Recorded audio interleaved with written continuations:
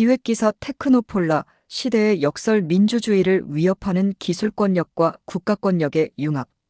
2022년 2월 러시아의 침공으로 우크라이나 수도 키이우가 위협받던 시기, 우크라이나 정부는 통신망이 붕괴될 위기에 직면했다. 이때 등장한 인물은 다름 아닌 일론 머스크였다. 그는 자신의 우주기업 스페이스X를 통해 수천 개의 스타링크 위성 단말기를 우크라이나에 급파했고, 이로써 위성 인터넷 연결을 무상으로 제공하며 통신망을 복구했다. 세계는 그를 디지털 구세주라며 칭송했다. 그러나 그 칭송은 오래가지 않았다. 몇 달 후, 우크라이나 정부가 스타링크의 통신 범위를 크림반도로 확장해 러시아 군사기지를 공격하려 하자 머스크는 이를 거절했다. 전쟁 확산을 우려한다는 이유에서였다. 미국 국방부의 설득에도 불구하고 그는 뜻을 굽히지 않았다. 이로써 하나의 국가가 전쟁 수행의 핵심 수단을 민간인의 결정에 의존하는 위험한 현실이 세계에 드러났다. 이것이 바로 테크노폴러리티, 즉 TECHNOPOLARITY이다. 과거 국가가 독점하던 주권, 정책, 안보의 영역을 이제는 기술 기업과 그 CEO들이 공유하거나 넘어서는 시대가 도래한 것이다. 국가 간 권력 균형이 단극인 UNIPOLAR 혹은 다극인 MULTIPOLAR 구조로 설명되던 기존 세계 질서가 이제는 거대 기술 기업들이 실질적인 주권자로 등장하는 테크노폴라 모먼트를 맞고 있다. 기술 기업의 권력 확장과 국가의 반격. 2021년을 전후해 메타버스 암호화폐 AI 등 신기술은 정치와 경제를 넘어 사회 전반에 강력한 영향력을 미치기 시작했다. 메타 창립자 마크 저커버그는 정부 규제를 넘는 가상세계의 구축을 약속했고, 비트코인과 이더리움은 금융 권위의 도전장을 내밀었다. 코로나19 팬데믹은 이런 흐름을 가속화했다. 재택근무, 온라인 교육, 원격 의료 등 디지털 의존도가 폭증하며 기술 기업은 사실상 생활 인프라로 자리 잡았다. 미국의 마이크로소프트, 팔란티어, 스페이스X 등이 우크라이나를 방어하지 않았다면 러시아는 전쟁 초반에 수도를 장악했을지도 모른다.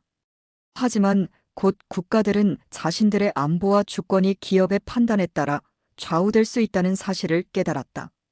스타링크의 크림반도 거부 사례, 공급망 위기, AI 개발 독점 등은 위험을 더욱 뚜렷이 보여줬다. 유럽연합은 디지털 서비스법과 디지털 시장법을 제정하고 미국도 반독점 소송과 데이터 보호 강화에 나섰지만 기술 기업의 지배력을 실질적으로 약화시키지는 못했다. 특히 AI의 폭발적 성장 이후 기술 패권은 더욱 집중됐다.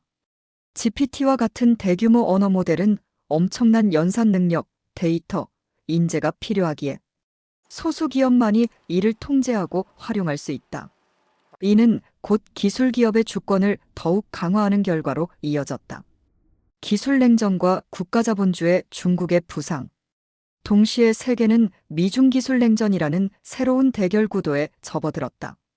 미국은 작은 울타리, 높은 담장 전략을 내세워 중국의 핵심 기술 접근을 봉쇄하고 반도체 AI, 배터리 등 전략 기술의 리쇼어링, 즉 자국 유치과 프렌드 쇼어링인 우방국 이동을 추진했다. 글로벌 공급망은 분절됐고 데이터 흐름도 둔화됐다. 중국은 한 발 더 나아갔다. 2020년 알리바바 창업자 마윈을 공개적으로 제재하며 기술 기업의 독립성을 억제했고, 이후 모든 기술 산업을 시진핑 국가주석의 통제 아래 두는 디지털 전체주의 모델을 확립했다. 알리바바, 텐센트, 화웨이조차 국가의 통제를 벗어나지 못하며 중국은 국가가 기술을 완전히 장악한 유일한 초강대국으로 떠올랐다. 실리콘밸리의 국가 장악 시도. 이와 대조적으로 미국은 여전히 누가 국가를 통제할 것인가를 두고 싸우는 중이다. 머스크, 마크 안드리센, 피터 틸 등 실리콘밸리의 일부 리더들은 한때 정부를 넘는 디지털 유토피아를 꿈꿨다. 하지만 최근 이들은 스스로 국가를 장악하려는 기술 권위주의로 방향을 틀었다. 머스크는 2024년 미국 대선에서 트럼프를 지지하며 3억 달러에 가까운 자금을 지원했고 그 대가로 신설된 정부 효율부인 DOJ를 실질적으로 통제하고 있다. 그는 연방 공무원을 대규모로 해고하고 자신이 설립한 기업들과의 이해 충돌에도 불구하고 주요 정책을 결정하며 수십억 달러의 혜택을 누리고 있다. 그는 현재 미국 정부의 핵심 시스템의 루트 접근 권한을 가지고 있으며 사회보장번호, 세금, 건강보험 등 민감한 데이터를 통합 분석하고 있다. 이 데이터가 공공 목적으로 쓰일 것인지 그의 AI 회사 XAI의 이익을 위한 것인지는 불투명하다. 일부 내부 고발자는 DOJ가 반 머스크 정서를 보이는 공무원을 식별하고 있다는 주장까지 제기했다. 민주주의를 위협하는 테크노폴라 시대. 이 같은 흐름은 기술과 권력이 융합된 하이브리드 세계로 이어지고 있다. 미국은 민간 기술 기업이 국가 정책을 주도하는 테크노폴라 모델을 강화하고 있으며 중국은 디지털 국가주의로 철저한 통제를 유지하고 있다. 유럽은 디지털 주권 확보를 위한 규제에 나서고 있지만 자국 기술 기업이 부족해 제한적 성과에 머무르고 있다. 결과적으로 미국의 기술 기업들은 정부의 묵인과 지원 속에 세계 시장에서 지정학적 면책 특권을 누리며 영향력을 확대하고 있다.